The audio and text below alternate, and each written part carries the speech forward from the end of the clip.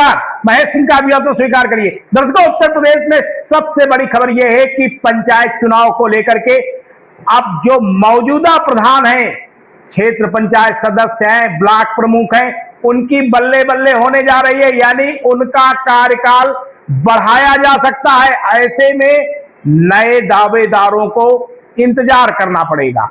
दोस्तों, खबर को विस्तार से जानने से पहले आप हमारे चैनल को सब्सक्राइब कर लीजिए, लाइक कर लीजिए, साथ में कमेंट भी करिएगा ताकि पंचायत चुनाव से जुड़ी हर खबर आपके पास तक पहुंच सके। दरअसल पंचायत चुनाव को लेकर के काफी दिनों से तरह तरह की चर्चाओं का बाजार गर्म है। पंचायत चुनाव होने थे, समय पर होने थे और लेकर के तमाम तरीके की अटकलेबाजी का दौर था।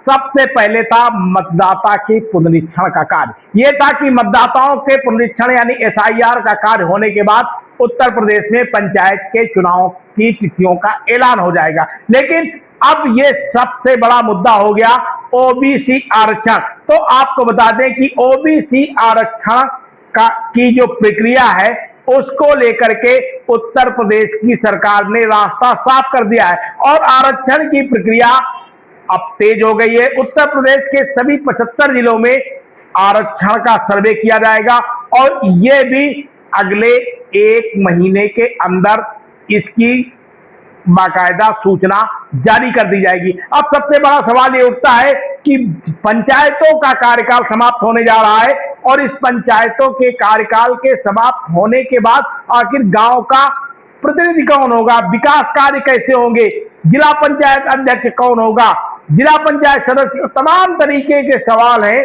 जो गांव के गलियारों तक चर्चा का विषय बनते जा रहे हैं। लेकिन अब इससे भी जो प्रश्न चिन्ह लगा था वो भी धीरे से समाप्त होने जा रहा है। जो मीडिया रिपोर्ट है, मीडिया रिपोर्टों से खबरें आ रही हैं कि ग्राम प्रधानों का कार्यकाल बढ़ाया जा सकता है। इसी तरीके से जिला पंचायत अध्यक्ष और जिला पंचायत सदस्य, ब्लॉक प्रमुखों का भी कार्यकाल बढ़ा दिया जाएगा। यानी जब तक पंचायत के चुनाव नहीं हो जाएंगे तब तक जो मौजूदा समय में प्रधान प्रतिनिधि हैं वही अपने गांव का कार्यभार देखेंगे। यानी एक तरीके से जो मौजूदा प्रधान हैं उनकी बल्ले बल्ले होने जा रही है और त्रिस्तरीय पंचायत चुनाव 2027 में हो पाएगा, इस पर भी तमाम तरीके के सवाल खड़े होते जा रहे हैं।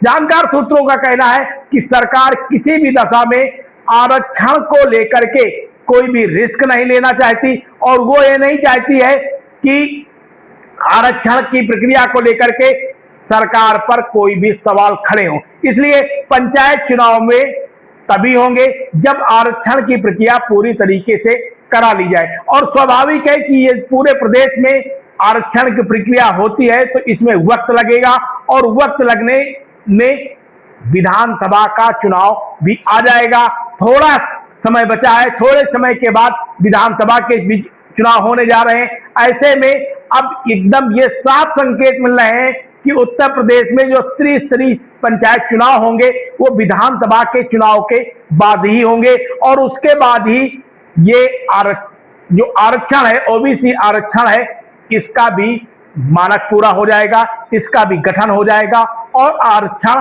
धरातल पे दिखने लगेगा। तो दर्शकों, पिछले कई दिनों से इस मामले को लेकर के लगातार मीडिया रिपोर्टों में खबरें आ रही हैं और अब ये एकदम स्पष्ट होता जा रहा है कि उत्तर प्रदेश में जो पंचायत चुनाव है उसमें मौजूदा प्रधानों की बल्ले बल्ले होने जा रही है। यानी उनके लिए खुशी का विषय है। लेकिन दर्शकों, सबसे बड़ी दिक्कत उन लोगों को है जो दावेदार हैं और अब उन्हें इंतजार करना पड़ेगा। यानी पिछले काफी दिनों से, यानी करीब 8-9 महीने से वो लगातार जो दावेदार हैं जो गांव के गलियारों में प्रचार प्रसार कर रहे हैं, वहां पर अपनी राजनीति कर रहे हैं और उन्हें पूरी उम्मीद थी कि तय समय सीमा के अनुसार पंचायत चुनाव होंगे और वो चुनाव जीतेंगे या हारेंगे लेकिन चुनाव लड़ेंगे।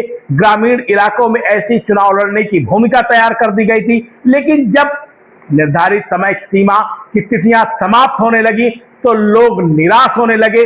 फिर भी उम्मीद थी कि अब शायद जल्द ही पंचायत चुनाव की घोषणाएं हो जाएंगी, लेकिन जो माहौल चल रहा है, जो उत्तर प्रदेश सरकार से खबरें निकल के आ रही हैं, उससे साफ है कि ओबीसी आरक्षण का रास्ता सरकार ने साफ कर दिया है। उसके गठन की प्रक्रिया तेज हो गई है, जल्दी ही उसको अंतिम रूप दे दिया जाएगा और सार्वजनिक तौर पर अधिसूचना जारी कर दी जाएगी। लेकिन अब दूसरी तरफ यह है कि कार्यकाल तो जो मौजूदा प्रधान है वही अब गांव के प्रधान होंगे, यानी जब तक प्रधान का चुनाव नहीं हो जाता है। तो दर्शकों, बने रहिए सबक समाचार में, फिर मिलते हैं हम अगले बुलेटिन में।